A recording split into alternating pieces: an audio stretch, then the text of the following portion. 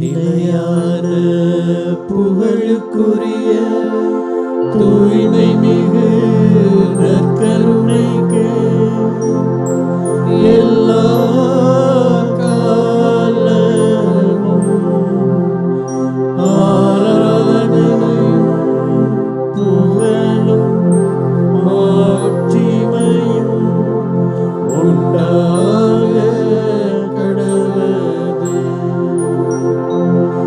நிலையான புகழுக்குரிய தூய்மை மிகு நற்கருணைக்கு எல்லா காலமும் ஆராதனையும் புகழும் மாட்சிமையும் உண்டாக கடவது.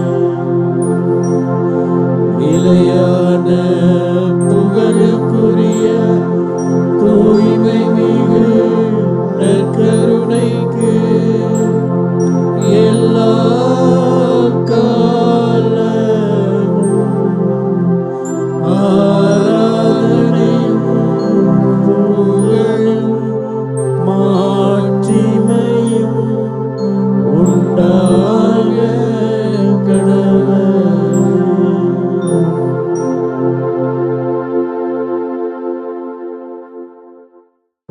இறை இயேசுவில் அன்பு நிறைந்தவர்களே, மாதா தொலைக்காட்சியின் வழியாக இந்த நற்கருணை வழிபாட்டில் கலந்து கொண்டிருக்கின்ற ஒவ்வொருவரையும் இறைவன் நிறைவாக ஆசீர்வதிப்பாராக. இதோ திருப்பாடல் 121 நாம் இவ்வாறு வாசிக்கின்றோம்: மலைகளை நோக்கி என் கண்களை உயர்த்துகிறேன், எங்கிருந்து எனக்கு உதவி வரும்? விண்ணையும் மண்ணையும் உண்டாக்கிய ஆண்டவரிடமிருந்தே எனக்கு உதவி வரும். அவர் உம் கால் இடராதபடி பார்த்து கொள்வார். உமை காக்கும் அவர் ஒருபோதும் உறங்கிவிட மாட்டார். இதோ இஸ்ரேலரை காக்கின்றவர் கண் அயர்வதும் இல்லை, உறங்குவதும் இல்லை. ஆண்டவரே உம்மை காக்கின்றார். அவர் உம் வலப்பக்கத்தில் உள்ளார். அவரே உமக்கு நிழல் ஆவார் என்ற மிக தெளிவாக திருப்பாடல் ஆசிரியர் நமக்கு வெளிப்படுத்துகிறார். நம்மை ஒருபோதும் கைவிடாத இறைவன், நம்மை எந்நாளும் பாதுகாத்து வழி நடத்துகின்ற இறைவன், நமது வலப்பக்கத்தில் நின்று நமக்காக போரிட்டு கொண்டிருக்கின்ற இறைவன் ஏதோ இந்த வேளையில இந்த பலிபீடத்தின் மீது இறங்கி வந்திருக்கிறார். அவருடைய அருளையும் ஆசீரையும் பெற்றுக்கொள்ள வேண்டும்.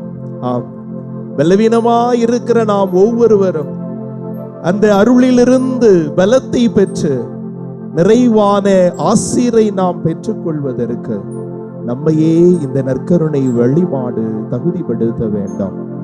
அன்று திருத்தூதர்கள் அன்னை மரியாளோடு இணைந்து ஜெபித்த பொழுது அந்த இடம் முழுவதும் ஆவியினுடைய வல்லமை பிரசன்னம் நிரம்பியது போல இதோ இந்த நற்கருணை வழிபாட்டிலே கலந்து கொண்டிருக்கிற நம் ஒவ்வொருவர் மீதும் ஆவியினுடைய பிரசன்னம் இறங்க வேண்டும். அன்று ஆண்டவர் இயேசு கிறிஸ்து யோர்தான் நதியிலே இறங்கிய பொழுது வானம் திறந்து ஆவியானவர் இறங்கி வந்து அவர் மீது அமர்ந்தது போல நாமும் நம்பிக்கையோடு இந்த வேளையில முழந்தாள் படியிட்டு ஜெபிக்கின்ற பொழுது அதே வானம் திறந்து நம் ஒவ்வொருவர் மீதும் ஆவியானவருடைய வல்லமை நிரம்பி வழிய வேண்டும் என்று ஜெபிப்போம். வானம் திறந்து வெண்புறா போல இறங்கி வாரும் ஆண்டவரே என்று சொல்லி ஆவியானவருடைய பாடலை எல்லோரும் இணைந்து பாடி ஆவியினுடைய அருளில் நிரம்ப நினைவோம்.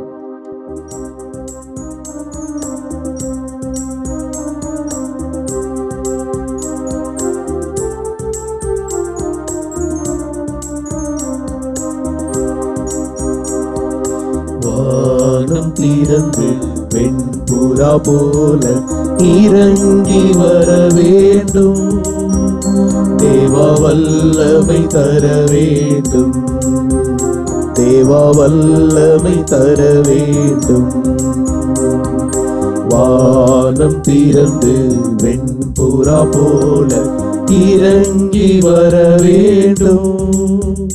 தேவா வல்லமை தர வேண்டும். தேவா வல்லமை தர வேண்டும். யோர்தான் நதிக்கரை அனுபவங்கள் அப்படியே இங்கு நடக்கணுமே. யோர்தான் நதிக்கரை அனுபவங்கள் அப்படியே இங்கு நடக்கணுமே. அப்படியே இங்கு நடக்கணுமே. வானம் திறந்து வெண்புறா போல இறங்கி வர வேண்டும். தேவா வல்லமை தர வேண்டும். தேவா வல்லமை தர வேண்டும். மறுபடியும் நாம் பிறக்க வேண்டும். மறுரூபமாக மாற வேண்டும். ஆம் தந்தையே, இதோ இந்த வேளையில் நம்பிக்கையோடு உம்முடைய திருமுன்பாக உம்மை போட்டு ஜெபித்துக் கொண்டிருக்கின்ற ஒவ்வொருவர் மீதும் உமது ஆவியை நிறைவாக பொழிந்தருளும்.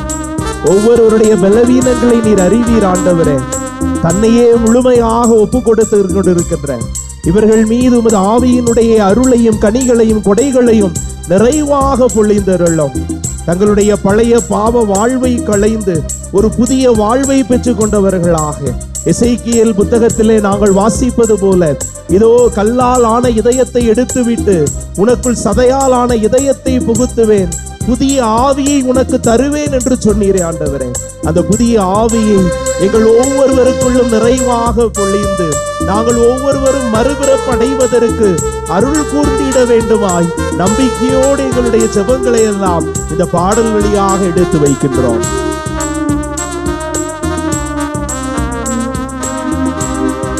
மறுபடியும் நான் பிறக்க வேண்டும்.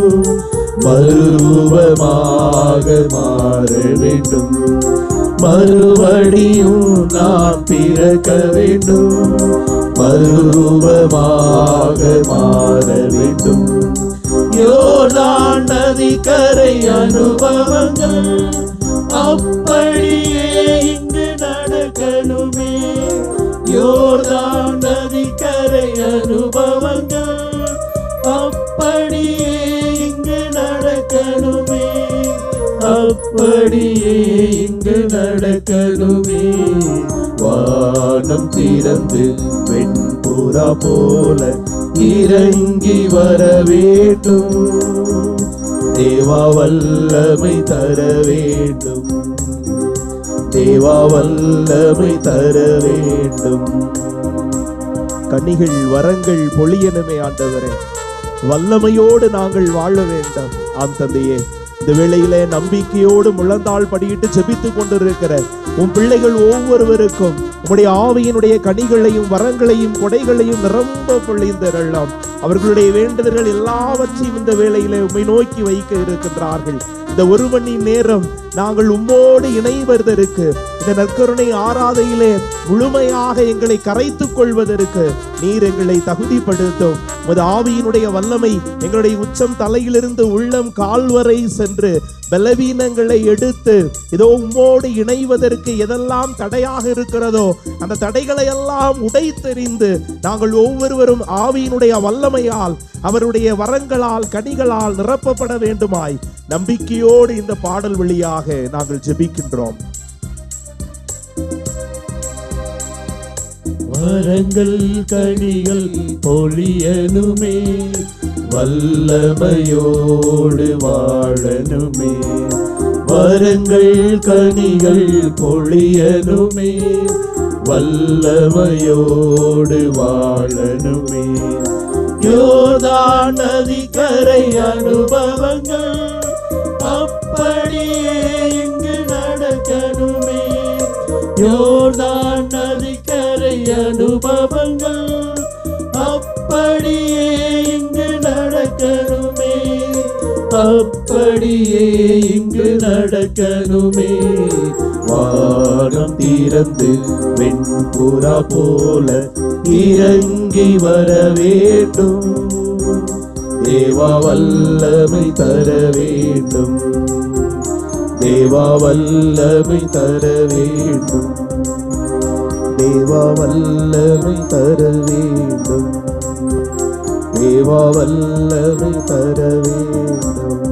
கரங்களை உயர்த்தி தேவா வல்லமை தர வேண்டும், தேவா வல்லமை தர வேண்டும். ஆவியான தெய்வமே, இதோ இந்த வேளையில கரங்களை உயர்த்தி ஜெபித்துக் கொண்டிருக்கிற உன் பிள்ளைகள் ஒவ்வொருவர் மீதும் உம்முடைய ஆவியானவரை நிறைவாக பொழிந்தருளுமாறு ஜெபிக்கின்றோம். அன்று மோசே கரங்களை உயர்த்தி ஜெபித்த பொழுது எவ்வாறு ஆவியினுடைய வல்லமை அந்த இஸ்ரேல் மக்களின் மீது பொழியப்பட்டது போல இதோ இந்த வேளையில இந்த நற்கருணை ஆராதனையை பார்த்து கொண்டு கரங்களை உயர்த்தி ஜெபித்துக் கொண்டிருக்கிற உன் பிள்ளைகள் ஒவ்வொருவர் மீதும் உமது ஆவியினுடைய வல்லமையை நிறைவாக பொழிந்து உமது அன்பு மகளாக மகனாக பிள்ளைகளாக நீர் அவர்களை ஏற்றுக்கொண்டு இதோ உம்மோடு அவர்களை இணைத்துக் கொள்ள வேண்டுமாய் இந்த வேளையில் நம்பிக்கையோடு எங்களுடைய ஜெபங்களை எல்லாம் உம்முடைய திருப்பாதத்தில் வைக்கின்றோம். இவை அனைத்தையும் எங்கள் ஆண்டவரும் மீட்பெருமான இயேசு கிறிஸ்து வழியாக மன்றாடுகிறோம். ஆமென். தேவா வல்லமை தர வேண்டும், தேவா வல்லமை தர வேண்டும்.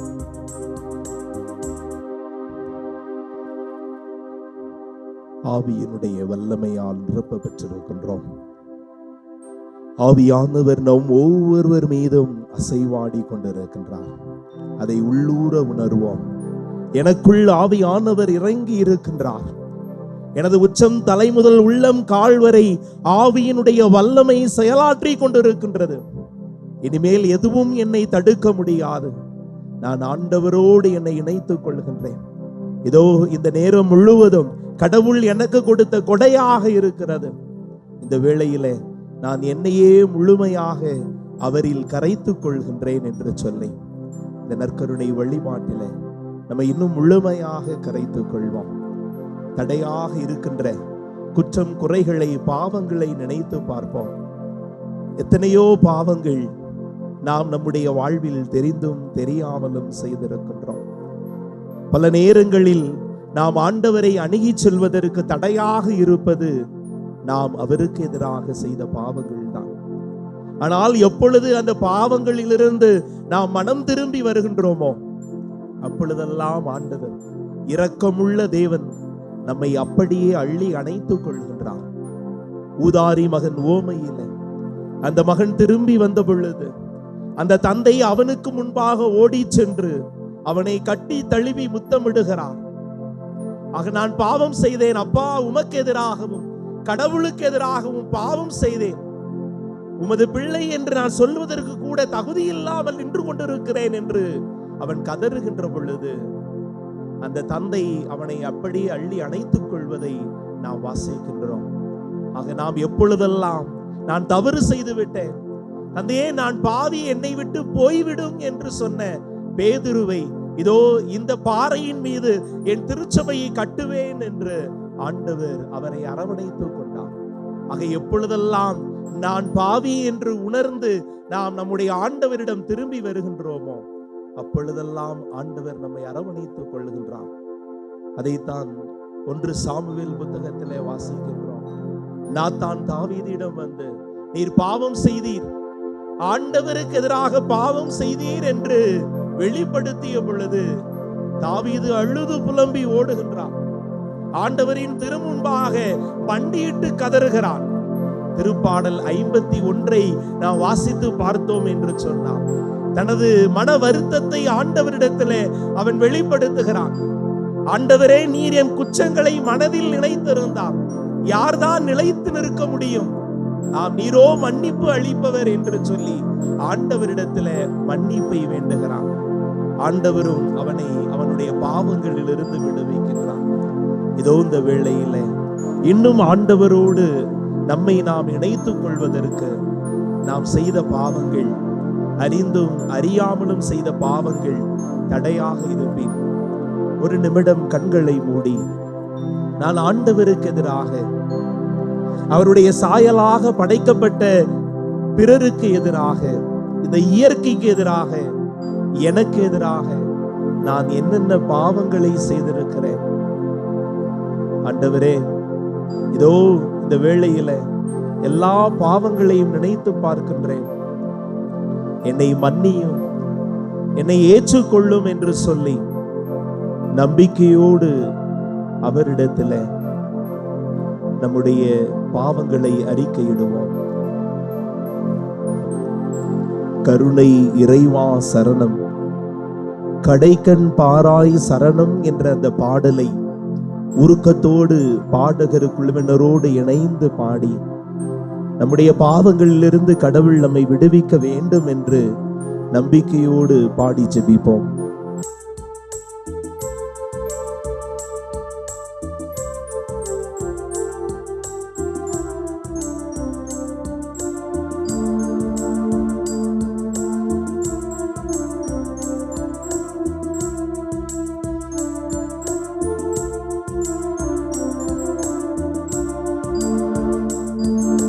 கருணை இறைவா சரணம், கடைக்கண் பாராய் சரணம். கருணை இறைவா சரணம், கடைக்கண் பாராய் சரணம்.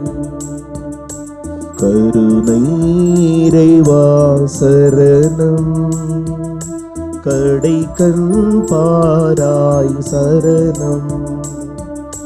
கருணை இறைவா சரணம், கடைக்கண் பாராய் சரணம்.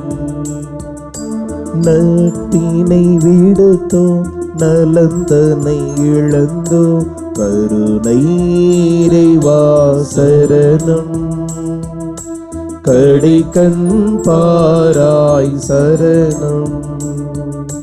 நீதியை மறந்தோம், நேர்மையை துறந்தோம். கருணை இறைவா சரணம், கடைக்கண் பாராய் சரணம். உணர்வினை உணர்த்தும் உம்மிடம் வந்தோம். கருணை இறைவா சரணம், கடைக்கண் பாராய் சரணம்.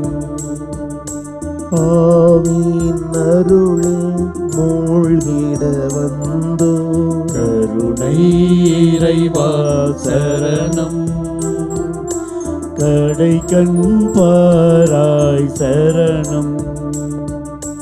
கருணை இறைவா சரணம், கடைக்கண் பாராய் சரணம். இறைவா சரணம், கடைக்கண் பாராய் சரணம். ஒரு நிமிடம் முழந்தாள் படியிடுவோம். முழந்தாள் படியிட்டு நம்மையே ஆண்டவரிடத்திலே ஒப்பு கொடுப்போம். நம்முடைய பலவீனங்களை பாவங்களை அவரிடத்திலே ஒப்பு கொடுத்திருக்கிற நாம் நம்மையும் அப்படியே ஆண்டவரிடத்திலே ஒப்பு கொடுக்கும் விதமாக ஜெபிப்போமா. தாயும் தந்தையுமான இறைவா, உம்மை போற்றுகிறோம், புகழுகிறோம், உமக்கு நன்றி செலுத்துகிறோம். இதோ இந்த வேளையில தங்களுடைய பாவங்களை நினைத்து மனம் வருந்தி இருக்கின்ற உம்முடைய பிள்ளைகளை ஒருபோதும் கைவிட்டு விடாதே ஆண்டவரே. உம்முடைய திருமுன்னிலையில் நிற்பதற்கு தகுதியற்றவனாக இருக்கிறேன் என்று உணர்ந்து இந்த வேளையில உம்மிடத்திலே ஜெபித்து கொண்டிருக்கிற உம் பிள்ளைகள் ஒவ்வொருவரையும் நீர் அரவணைத்துக் கொள்ளும் ஆண்டவரே. அவருடைய குற்றங்களிலிருந்து பாவங்களிலிருந்து அறிந்தும் அறியாமலும் செய்த எல்லா விதமான தவறுகளிலிருந்தும் இருந்து அவர்களுக்கு விடுதலையை தாரும் ஆண்டவரே. இதோ சூரியனை கண்ட பனி போல உமது அருள் அவர்களுடைய பாவங்களை உடைத்தெறிவதாக, உம்மோடு இணைவதற்கு, உம்மோடு தங்களை கரைத்துக் கொள்வதற்கு தடையாக இருக்கக்கூடிய எல்லா பாவங்களையும் குற்றங்களையும் நீர் ஒவ்வொருவரிடமிருந்தும் எடுத்தெறிய வேண்டுமாய் இந்த வேளையில நம்பிக்கையோடு செபிக்கின்றோம். ஆம் தந்தையே, அன்று பாவிகளோடு நீர் ஒன்றாக இணைந்து நடந்தீர். நான் நேர்மையாளர்களை அல்ல பாவிகளையே அழைக்க வந்தேன் என்று சொல்லி அவர்களோடு உமது வாழ்வு பயணத்தை தொடர்ந்தீர் ஆண்டவரே. இதோ மனித பலவீனத்தினால் நாங்களும் அப்படிப்பட்ட கையெழுந்த நிலையில நின்று கொண்டிருக்கின்றோம். என் தகப்பன் நீர் இருக்கின்றீர், என்னுடைய தாய் நீர் இருக்கின்றீர், நீர் எங்களை அரவணைத்துக் கொள்வீர் என்ற ஆழமான நம்பிக்கை எங்களுக்குள் இருக்கிறது ஆண்டவரே. அப்படியே ஒப்பு கொடுக்கிறோம். நாங்கள் எப்படி இருக்கின்றோமோ, எந்த மனநிலையில் இருக்கின்றோமோ, குற்ற மனநிலையில் இருக்கின்றோமோ, பலவீனமான மனநிலையில் இருக்கின்றோமோ, அப்படியே உம்மிடத்திலே ஒப்பு கொடுக்கிறோம் ஆண்டவரே. நீர் நிச்சயமாக எங்களை ஏற்றுக்கொள்வீர். எங்களுடைய பாவங்களில் இருந்து நீர் எங்களுக்கு விடுதலையை கொடுத்திருக்கிறீர் என்று நாங்கள் முழுமையாக நம்புகிறோம் ஆண்டவரே. நம்பி விசுவசிக்கின்றோம். நீரே தொடர்ந்து எங்களை வழி நடத்தும். இவை அனைத்தையும் எங்கள் ஆண்டவரும் மீட்பருமான இயேசு கிறிஸ்து வழியாக மன்றாடுகிறோம். ஆமென். ஆண்டவர் உங்களோடு இருப்பாராக, உம் ஆன்மாவோடும் இருப்பாராக. யோவான் எழுதிய தூய நற்செய்தியிலிருந்து வாசகம். ஆண்டவரே, மாட்சி உமக்கே. அதிகாரம் 6. இறை வார்த்தைகள் 1 தொடங்கி 15 முடிய. அக்காலத்தில் இயேசு கலிலேய கடலை கடந்து மறுகரைக்கு சென்றார். அதற்கு திபேரிய கடல் என்றும் பெயர் உண்டு. உடல் நலமற்றோருக்கு அவர் செய்து வந்த அரும் அடையாளங்களை கண்டு மக்கள் பெருந்திரளாய் அவரை பின்தொடர்ந்தனர். இயேசு மலைமேல் ஏறி தம் சீடரோடு அமர்ந்தார். யூதருடைய பாஸ்கா விழா அண்மையில் நிகழ இருந்தது. இயேசு நிமிர்ந்து பார்த்து மக்கள் பெருந்திரளாய் அவரிடம் வருவதை கண்டு, இவர்கள் உண்பதற்கு நாம் எங்கிருந்து அப்பம் வாங்கலாம் என்று பிலிப்பிடம் கேட்டார்.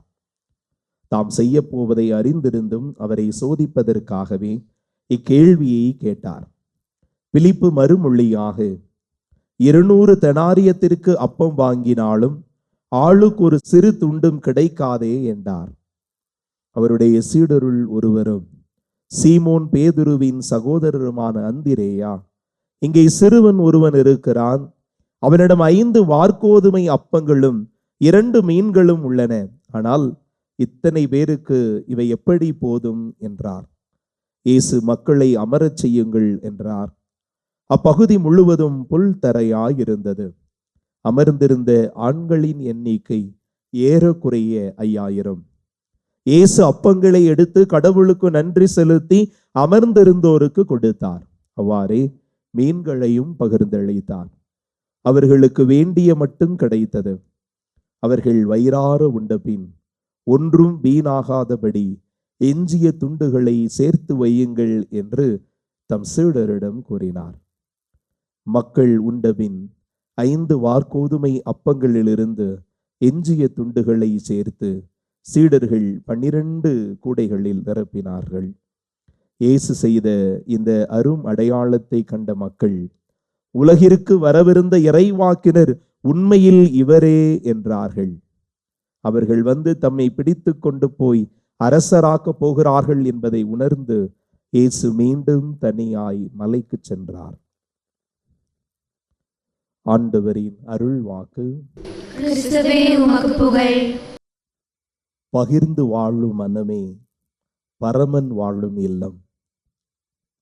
இறை இயேசுவில் அன்பு நிறைந்த சகோதரிகளே, சகோதரர்களே, யார் ஒருவர் தன்னிடம் இருப்பதை தேவையில் இருப்பவர்களுக்கு பகிர்கிறார்களோ அவர்கள் உண்மையிலேயே கடவுளினுடைய சாயலை பெற்ற மனிதர்களாகத்தான் இருக்கின்றார்கள். கடவுள் இந்த மனிதனோடு முதலாக பகிர்ந்து கொண்டது எது என்று நாம் விவிலியத்தை புரட்டி பார்த்தோம் என்று சொன்னால், மனிதனை நம் உருவிலும் நம் சாயலிலும் உண்டாக்குவோம் என்று சொல்லி கடவுள் தன்னுடைய சாயலை மனிதனோடு பகிர்ந்தார். அதனால் தான் மற்ற படைப்புகளுக்கெல்லாவற்றையும் விட மனிதன் ஒரு மிகப்பெரிய ஒரு உயர்ந்த இடத்தில் இருக்கிறான் என்று சொன்னால், கடவுள் தனது சாயலை அவனோடு பகிர்ந்ததுதான் அடிப்படையாக இருந்தது. ஆக அந்த கடவுளை பின்பற்றுகின்ற நாமும் நம்மிடம் இருப்பதை பகிர வேண்டும் என்பதைத்தான் நாம் இன்று வாசிக்க கேட்ட நற்செய்தி வாசகமும் நாம் இன்று வழிபட்டு கொண்டிருக்கின்ற நற்கருணையும் நமக்கு வெளிப்படுத்துவதாக நான் பார்க்கின்றேன். நம்முடைய தமிழ் மரபுகளில் கூட யாரெல்லாம் தன்னிடம் இருப்பதை பகிர்கிறார்களோ அவர்களை தெய்வமாக பார்க்கின்ற பார்வை இருந்தது. உண்டி கொடுத்தோர் உயிர் கொடுத்தோர் என்கின்ற அந்த கூற்றையும் நாம் கேள்விப்பட்டு இருக்கின்றோம். யாரெல்லாம் உணவை பகிர்கிறார்களோ அவர்கள் எல்லோரும் கடவுளாக பார்க்கப்பட்டார்கள். திருமூலர் கூட தான் எழுதிய அந்த நூலிலே இவ்வாறு எழுதுகின்றார்: ஓம்பி உயிர்க்கெல்லாம் உண்டி தருவார் தாம் பெரும் தெய்வம் தரணியில் என்று. ஆக யாரெல்லாம் பசித்தோருக்கு தன்னுடைய உணவை பகிர்ந்து கொடுக்கிறார்களோ அவர்கள் எல்லோரும் கடவுளை போன்றவர்கள் என்று நம்முடைய தமிழ் செய்யுளிலும் கூட அது வெளிப்படுகின்றது. ஆக நம்முடைய கிறிஸ்தவ மரபிலும் அதைத்தான் நாம் பார்க்கின்றோம். ஆக யாரெல்லாம் நம்மிடம் இருப்பதை பகிர்கிறோமோ அவர்கள் எல்லோரும் கடவுளினுடைய சாயலை பெறுகின்றோம். எசாயா புத்தகம் 58வது அதிகாரத்தை நாம் படித்து பார்த்தோம் என்று சொன்னால் கடவுள் விரும்புகின்ற நோன்பு எது என்று நமக்கு அதை வெளிப்படுத்துகின்றது.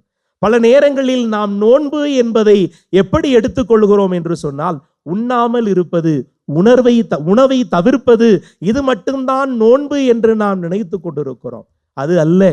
அது கடவுள் விரும்புகின்ற நோன்பு அல்ல என்பதை வெளிப்படுத்துகின்ற அவர் இவ்வாறு எழுதுகின்றார்: யாரெல்லாம் தன்னுடைய உடைமையை பிறருக்கு கொடுக்கின்றார்களோ.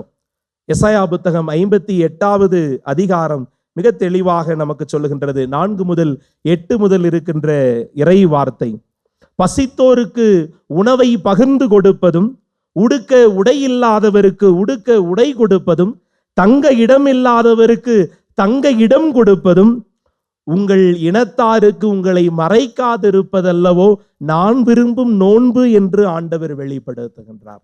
ஆக பகிர்ந்து வாழ்வதுதான் கடவுள் விரும்புகின்ற நோன்பு.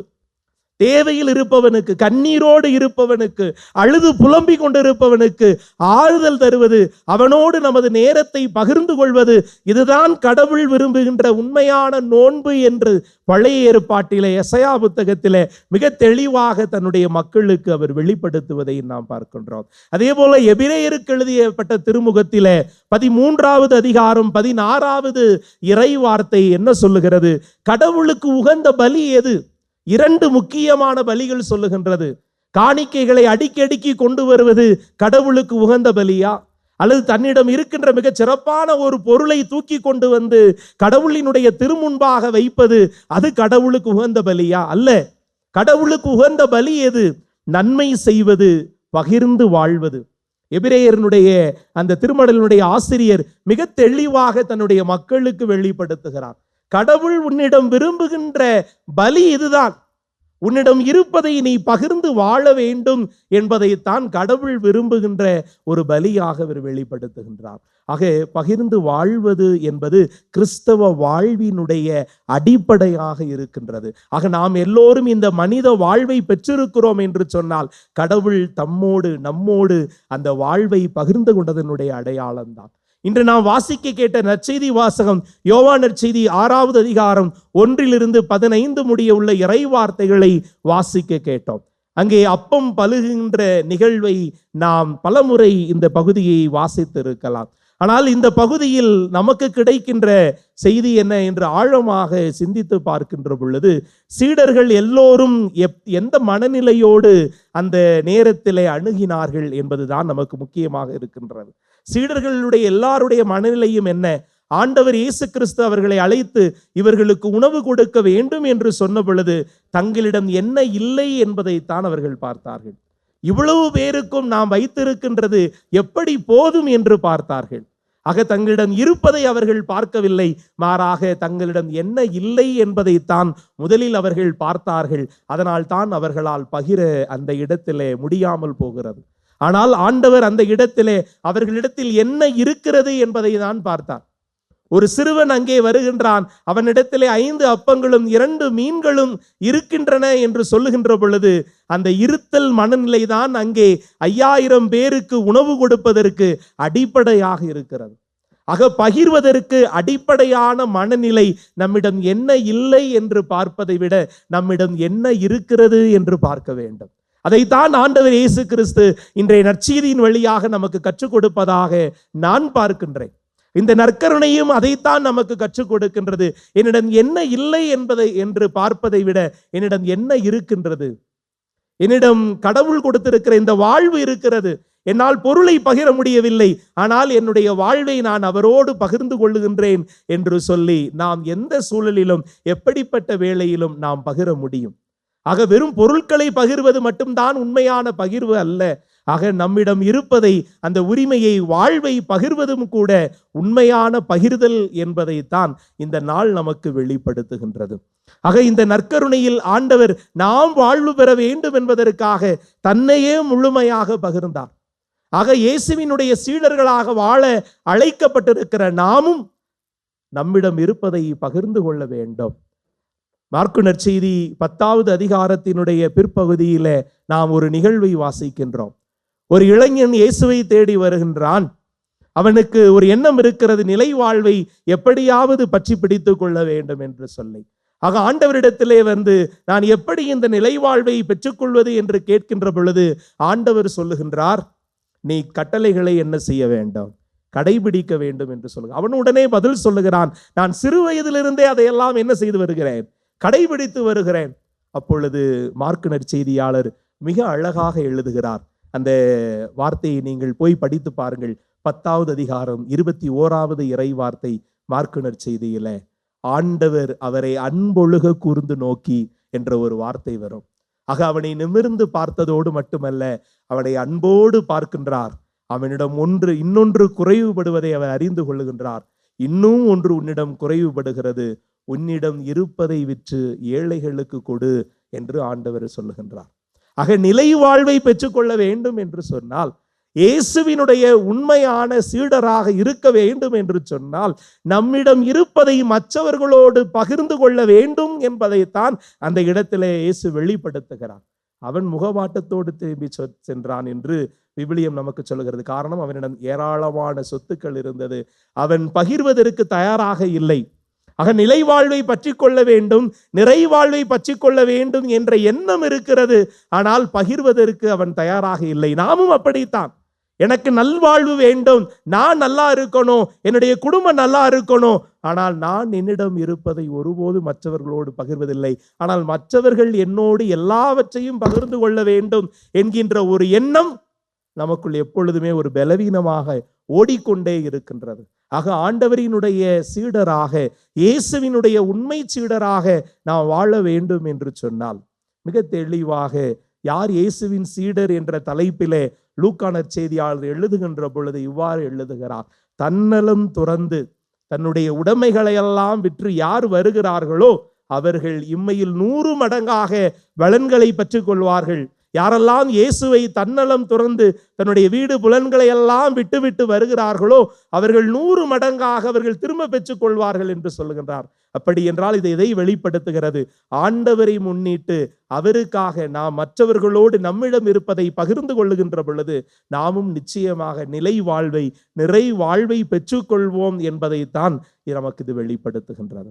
ஆக இன்று நாம் ஏன் மற்றவர்களோடு பகிர மறக்கிறோம் அல்லது மறுக்கிறோம் என்று சொன்னால், ஒரு சில காரணங்களை தத்துவியலாளர்கள் சொல்லுகின்றார்கள், ஒரு சில காரணங்களை உளவியலாளர்களும் கூட சொல்லுகின்றார்கள். முதலாவதாக, இன்றைய கால சூழலில் தன்மயம் என்பது பெருகி போய்விட்டது. தன்மயம் என்று சொன்னால் சுயநலம். இன்று சுயநலம் அதிகமாக நம்மால் நம்மிடம் இருப்பதை மற்றவர்களோடு பகிர்ந்து கொள்ள முடியவில்லை. இரண்டாவது ஒரு காரணம் சொல்லுகின்றார்கள், பயம். நமக்கு ஒரு விதமான பயம், நம்மிடம் இருப்பதை பகிர்ந்து விட்டோம் என்று சொன்னால் எங்கே நமக்கு கிடைக்காமல் போய்விடுமோ என்கின்ற ஒரு பயம். ஆக இயேசுவோடு அன்றைய நாளில் அந்த மக்கள் கூட்டத்தில் அமர்ந்திருந்தவர்கள் எல்லோரிடத்திலும் ஒருவேளை உணவு இருந்திருக்கலாம். அவர்களும் இப்படி நினைத்திருக்கலாம், ஒருவேளை இயேசு கேட்கின்றார், நாம் கொடுத்தோம் என்று சொன்னால் நமக்கு இல்லாமல் போய்விடுமோ என்கின்ற ஒரு பயம் அவர்களுக்குள் இருந்திருக்கலாம். ஆனால் அந்த சிறுவனிடத்திலே அந்த பயம் இல்லை. என்னிடம் 5 வார்கோதுமை அப்பங்களும் 2 மீன்களும் இருக்கிறது, இதோ என்னிடம் இருப்பதை தருகிறேன் என்று அவன் முன் வந்தான். காரணம், அவன் அங்கே இயேசுவை மையப்படுத்தினான். ஆக அவன் தன்னிடமிருந்த பயத்தை விட்டுவிட்டு அங்கே இயேசு இருக்கிறார், பார்த்து கொள்வார் என்கின்ற மனநிலை அவனுக்கு இருந்தது.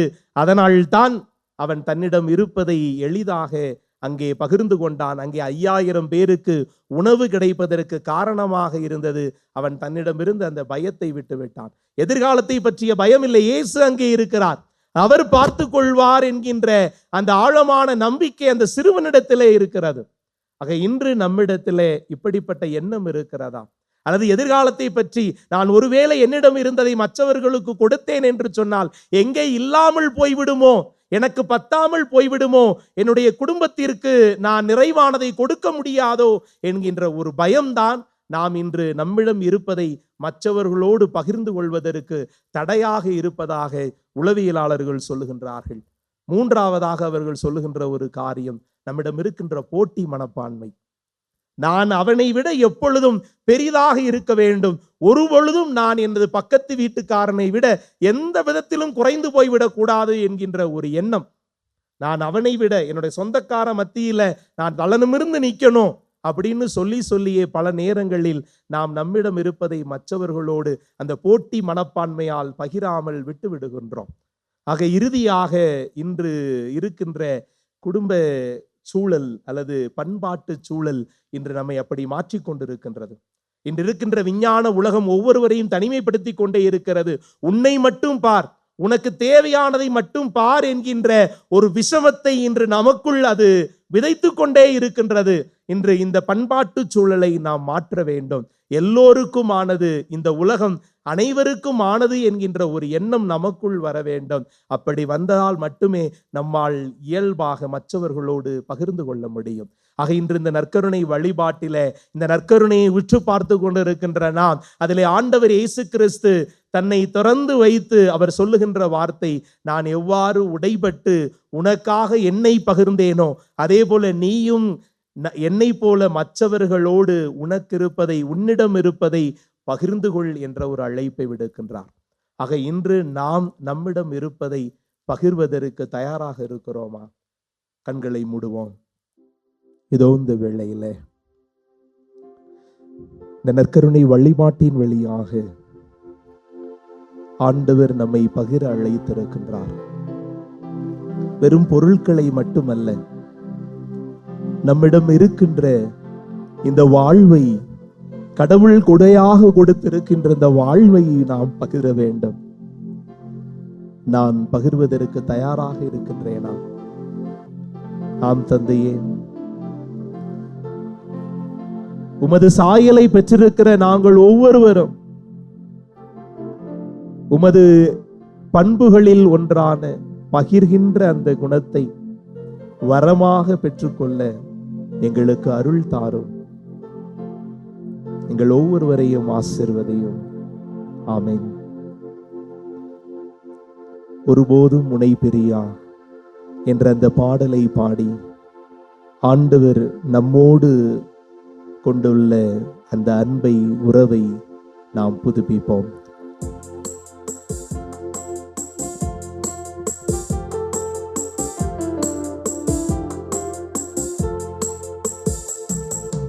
ஒருபோதும் உன்னை பிரியா நிலையான உறவொன்று வேண்டும்.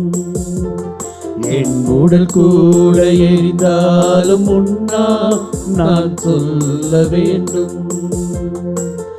ஒருபோதும் உன்னை பிரியா நிலையான உறவொன்று வேண்டும். என் உடல் கூட எரிந்தாலும் உன்னாமம் நான் சொல்ல வேண்டும். நினைவிலும் நீயே, என் கனவிலும் நீயே, நினைவிலும் நீயே, என் கனவிலும் நீயே, நீங்காத நிழலாக வா இறைவா. ஒருபோதும் உன்னை பிரியா நிலையான உறவொன்று வேண்டும். என் உடல் கூட எரிந்தாலும் உன்னாம் நான் சொல்ல வேண்டும்.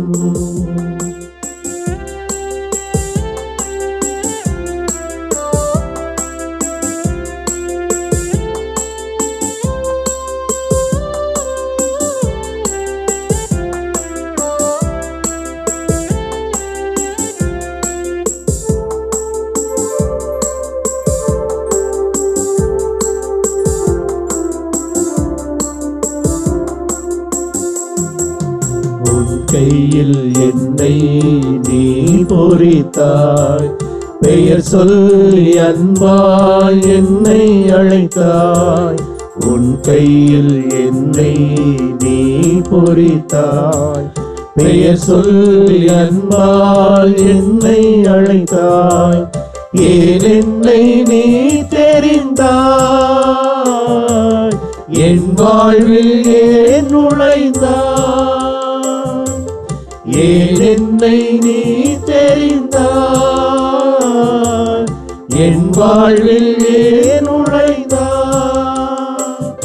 உன் மாறாத அன்பில் மகிழ் ஒன்று கண்டேன், தாய் உறவொன்று தேடும் பிள்ளை போலென்றே உன்னோடு நான் வாழ்வேன். ஒருபோதும் உன்னை பிரிய நிலையான உறவொன்று வேண்டும். என் உடல் கூட எரிந்தால் உன் நாமம் நான் சொல்ல வேண்டும். அன்பு நிறைந்தவர்களே, ஒருபோதும் நாம் ஆண்டவரை பிரியாமல் அவரோடு இணைந்து நாம் நம்மையே முழுமையாக அவரில் கரைத்துக் கொள்ள வேண்டும். இதோ இந்த வேளையிலே நம்மையே முழுமையாக ஒப்பு கொடுக்கும் விதமாக முழந்தாள் படியிடுவோமா? முழந்தாள் படியிட்டு நமக்கான ஆண்டவர் நம் முன்பாக இந்த திருப்பீடத்திலே இந்த நற்கருணையிலே எழுந்தருளி வந்திருக்கின்றார். திருப்பாடல் 23 சொல்லுகின்றது, என் ஆண்டவர் எனக்கேதும் குறையில்லை, பசும்புல் வெளி மீது அவர் என்னை இளைப்பாறச் செய்வார், அமைதியான நீர்நிலைகளுக்கு அவர் என்னை அழைத்து செல்வார். சாவின் இருள் சூழ் பள்ளத்தாக்கில் நான் நடக்க நேர்ந்தாலும் எத்தீங்கிற்கும் அஞ்சிடேன், அவருடைய கோலும் நெடுங்கழியும் என்னை தேற்றும் என்று திருப்பாடல் ஆசிரியர் வெளிப்படுத்துகிறார். ஆம், நம்முடைய ஆயர், நம்முடைய தந்தை நமக்காக இந்த நற்கருணையிலே இரு கரம் விரித்து காத்து கொண்டிருக்கின்றார். சுமை சுமந்து சோர்ந்திருப்பவர்களே, எல்லோரும் என்னிடம் வாருங்கள், நான் உங்களுக்கு இளைப்பாறுதல் தருவேன் என்று சொன்ன ஆண்டவர் இதோ நமக்கு முன்பாக இருக்கின்றார். நம்முடைய தேவைகளுக்காக ஜெபிப்போமா? ஒரே குடும்பமாக மாதா தொலைக்காட்சியின் வழியாக இணைந்து நாம் ஜெபிக்க போகிறோம். விவிலியம் சொல்லுகிறது, எங்கே 2 பேர் 3 பேர் ஒரே கருத்துக்காக இணைந்து ஜெபிக்கின்றார்களோ அவர்கள் நடுவில் நான் இருப்பேன் என்று சொன்னார் நம் ஆண்டவர். இதோ அவருடைய பிரசன்னம் நம்முடைய இல்லத்திலே முழுமையாக தங்க போகிறது. அன்று சக்கையின் வீட்டிற்குள் இயேசு நுழைந்து அவரோடு இணைந்து பேசிக் கொண்டிருந்து இறுதியாக சொன்ன வார்த்தை, இன்று இந்த வீட்டிற்கு மீட்பு உண்டாயிற்று என்று. ஆம், நம்முடைய இல்லத்திற்கு மீட்பு கிடைத்து கொண்டிருக்கின்றது. ஆண்டவருடைய பிரசன்னம் நமது இல்லத்தை ஆட்கொண்டிருக்கிறது. முழுமையாக நம்புவோம். இப்பொழுது ஆண்டவர் நமது குரலுக்கு செவி சாய்த்து கொண்டிருக்கின்றார். விடுதலை பயண நூல் 3வது அதிகாரம் 7வது இறைவார்த்தையிலே இவ்வாறு வாசிக்கின்றோம், என் மக்கள் படும் துன்பங்களை என் கண்களால் கண்டேன், அவர்கள் எழுப்பும் குரலை என் காதால் கேட்டேன் என்று ஆண்டவர் சொல்லுகின்றார். ஆக எப்பொழுதெல்லாம் விசுவாசத்தோடு உறுதியான நம்பிக்கையோடு ஆண்டவரை நோக்கி அழுது ஜெபிக்கின்றோமோ அப்பொழுது நமது அழுகுரல் நிச்சயமாக அவரை தொடும். பழைய ஏற்பாட்டிலே சாமுவேல் புத்தகத்திலே அன்னாவை பார்க்கிறோம். எல்லோரும் மலடி என்று அவளை ஒதுக்குகிறார்கள். அவரை சுற்றி இருப்பவர்களே அவருக்கு எதிராக இருக்கிறார்கள். ஓடுகிறார், ஆண்டவரினுடைய அருள் தளத்திற்கு ஓடுகின்றார், கண்ணீரோடு ஜெபிக்கின்றார். அங்கிருந்த குரு கூட அவரை பைத்தியக்காரி அல்லது குடிகாரி என்கின்ற அளவிற்கு எண்ணம் வருகின்றது. ஆனால் தன்னுடைய நிலையை அவரிடத்திலே வெளிப்படுத்துகின்ற பொழுது ஆண்டவர் பார்த்து கொள்வார் என்கின்ற உறுதியான நம்பிக்கை அவளிடத்தில் இருந்தது. யாரும் எதிர்பாராத வேளையிலே யாருக்கும் கிடைக்காத ஒரு அரிய பொக்கிஷமான சாமுவேலை, ஒரு இறை வாக்கினரை அவர் பெற்றெடுத்தார். ஆக ஆண்டவரின் திருமுன்னிலையில் கண்ணீரோடு ஜெபித்த பொழுது ஆண்டவர் அவரது அழுகுரலுக்கு செவி சாய்த்து அவருக்கு ஒரு பரிசை கொடுத்தார். ஆக நாமும் எப்பொழுது ஆண்டவரினுடைய திருமுன்பாக உறுதியான நம்பிக்கையோடு, மணல் மீது கட்டப்பட்ட விசுவாசத்தினால் அல்ல, பாறை மீது கட்டப்பட்ட விசுவாசத்தோடு ஆண்டவரை நோக்கி ஜெபிக்கின்ற பொழுது நிச்சயமாக நம்முடைய அழுகுரலுக்கு ஆண்டவர் செவி சாய்ப்பார். எனவே இந்த வேளையில ஒவ்வொருடைய தேவையையும் எடுத்து வைத்து செபிப்போம். ஆண்டவரே, எனது குடும்ப நிலையை பாரும், எனது பிள்ளைகளை பாரும், என் கணவரை பாரும், என் மனைவியை பாரும். எப்படி தவித்துக் கொண்டிருக்கிறோம் என்பதை நீர் அறிவீர் ஆண்டவரே. எதற்காக ஜெபித்துக் கொண்டிருக்கிறோம் என்பதையும் நீர் அறிவீர். கடவுள் உன்னுடைய உள்ளத்து விருப்பங்களை ஆய்ந்தறிந்திருக்கிறார் என்ற இறை வார்த்தைக்கு ஏற்ப நாங்கள் உள்ளத்தில் எதற்காக ஜெபித்துக் கொண்டிருக்கிறோம், உம்மிடத்திலே அழுது புலம்பிக் கொண்டிருக்கிறோம் என்பதை நீர் அறிவீர் தெய்வமே. இதோ எங்களது அழுகுரலுக்கு செவி சாயும், எங்களுடைய வாழ்வை மாற்றும் ஆண்டவரே. நான் ஜெபிக்கின்ற ஒவ்வொரு தேவைக்கும் நீர் செவி சாய்த்தருளும். எங்களுடைய பலவீனங்களை பாராமல், எங்களுடைய செயல்களை பாராமல் ஆண்டவரே, மீது நாங்கள் வைத்திருக்கிற ஆழமான விசுவாசத்தை மட்டுமே கண்ணோக்கி எங்களுடைய வாழ்வை வளப்படுத்தும் ஆண்டவரே. உங்களுடைய கண்ணீரெல்லாம் ஒரு நாள் மகிழ்ச்சியாக மாறும் என்ற அந்த வார்த்தைக்கு ஏற்ப, ஆம் ஆண்டவரே, எங்களுடைய கஷ்டங்கள் எல்லாம், எங்களுடைய வேதனைகள் எல்லாம் எங்களிடமிருந்து அகன்று போகட்டும். நம்புகிறோம், நிச்சயமாக அது எங்களை விட்டு விலகி போகும். ஆண்டவர் என் வலப்பக்கத்தில் இருக்கிறார். எரேமியா இறைவாக்கினரினுடைய அந்த வார்த்தையை இந்த வேளையிலே நாங்கள் நினைவு கூறுகிறோம் ஆண்டவரே. ஆண்டவர் வலிமை வாய்ந்த வீரரை போல என் வலப்பக்கத்தில் இருக்கிறார், நான் யாருக்கு அஞ்ச வேண்டும்? ஆம் தந்தையே, இதோ நாங்கள் யாருக்கு அஞ்ச வேண்டும்? நீர் எங்களை கரம் பிடித்து வழி நடத்தும், எங்களை நீர் அழைத்து செல்லும் ஆண்டவரே. எங்களுடைய மனநிலையை மாற்றும், எங்களுடைய பலவீனங்களை மாற்றும். நாங்கள் உம்முடைய பிள்ளையாக, உமது மகளாக, மகனாக வாழ்வதற்கு எங்களை பக்குவப்படுத்தும் ஆண்டவரே. கடன் பிரச்சனைகளில் இருந்து, உடல் நோயில் இருந்து, இன்னும் எத்தனையோ ஏக்கங்களில் இருந்து எங்களுக்கு விடுதலையை தாரும் ஆண்டவரே. எதிர்மறையான எண்ணங்களில் இருந்து எங்களுக்கு விடுதலையை தாரும். நீர் எங்களோடு இருக்கின்றீர் என்கின்ற அந்த உணர்வை மட்டும் எங்களுக்கு தாரும் ஆண்டவரே.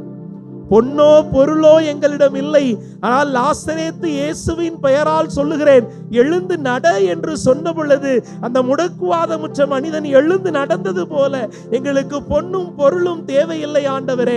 நீர் மட்டும் போதும், உமது உடனிருப்பு மட்டும் எங்களுக்கு போதும் ஆண்டவரே. எங்கள் ஒவ்வொருவரையும் அதே உடனிருப்பால் வழி நடத்தும் ஆண்டவரே. எங்களுடைய எல்லா விதமான தேவைகளிலிருந்து, பலவீனங்களிலிருந்து, வேதனைகளிலிருந்து, கஷ்டங்களிலிருந்து நீர் எங்களை தூக்கிவிடும் ஆண்டவரே. நம்பிக்கையோடு எங்களுடைய ஜெபங்களை எல்லாம் வைக்கின்றோம்.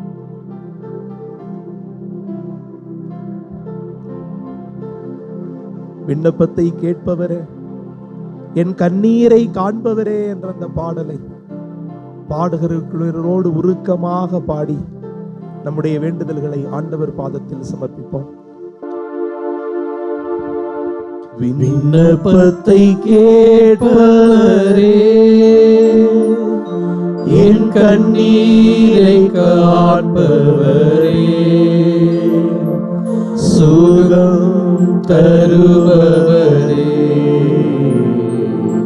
ஸ்தோத்திரம் இயேசையா. எல்லோரும் இணைந்து விண்ணப்பத்தை கேட்பவரே, என் கண்ணீரை காண்பவரே, சுகம் தருபவரே, ஸ்தோத்திரம் இயேசையா. உம்மால் கூடும் எல்லாம் கூடும், ஒரு வார்த்தை சொன்னால் போதும். உம்மால் கூடும் எல்லாம் கூடும், ஒரு வார்த்தை சொன்னால் போதும். ஐயா, ஒரு வார்த்தை சொன்னால் போதும். ஐயா, ஒரு வார்த்தை சொன்னால் போதும். விண்ணப்பத்தை கேட்பவரே, என் கண்ணீரை காண்பவரே, சுகம் சுகம் தருபவரே சோசிரம் ஏசையா. சித்தமுண்டு சுத்தமாகு என்று சொல்லி சுகமாக்கி நீ. சித்தமுண்டு சுத்தமாக என்று சொல்லி சுகமாக்கி நீ. ஐயா என்று சொல்லி சுகமாக்கி நீ. ஐயா என்று சொல்லி சுகமாக்கி நீ. விண்ணப்பத்தை கேட்பவரே என் கண்ணீரை காண்பவரே சுகம் தருபவரே சோஸ்திரம் ஏசையா. ஆண்டவர் நம் ஒவ்வொருவரையும் தொட்டு குணப்படுத்தி இருக்கிறார். அவர் நம் ஒவ்வொருவருடைய இல்லங்களையும் ஆசீர்வதித்திருக்கிறார். அந்த விசுவாசத்தோடு அந்த நம்பிக்கையோடு இணைந்து மாண்புயர் கீதம் பாடி இறைவனின் ஆசீரை பெற்றுக்கொள்வோம்.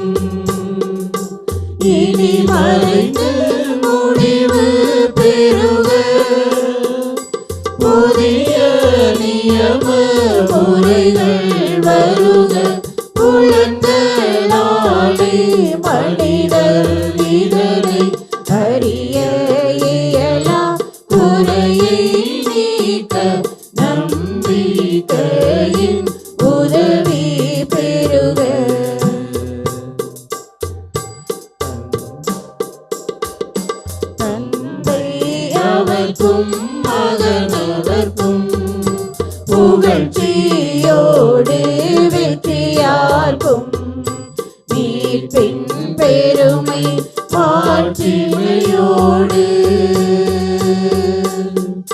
வலிமை வாழ்த்து யாவுமாக இருவரிடமாய் வருகின்றவராம் தூய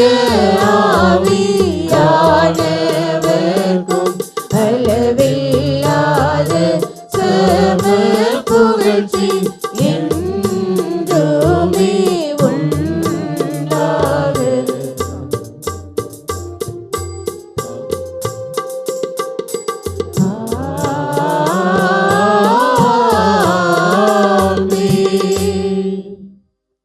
மன்றாடுவோமாக. இறைவா, இந்த வியப்புக்குரிய திருவருள் சாதனத்தினை உமது திருப்பாடுகளின் நினைவை எங்களுக்கு விட்டு சென்றீர். உமது திருவுடல் திருரத்தம் ஆகியவற்றின் தூய மறைபொருளை வணங்கும் நாங்கள் உமது பின்பலனை இடைவிடாமல் தூய்த்துணர்ந்து மகிழ அருள் புரிவீராக. உம்மோடு தூயாவியானவரின் ஒன்றிப்பில் இறைவனாய் என்றென்றும் வாழ்ந்து ஆட்சி செய்கின்ற இவர் வழியாக உம்மை மன்றாடுகின்றோம்.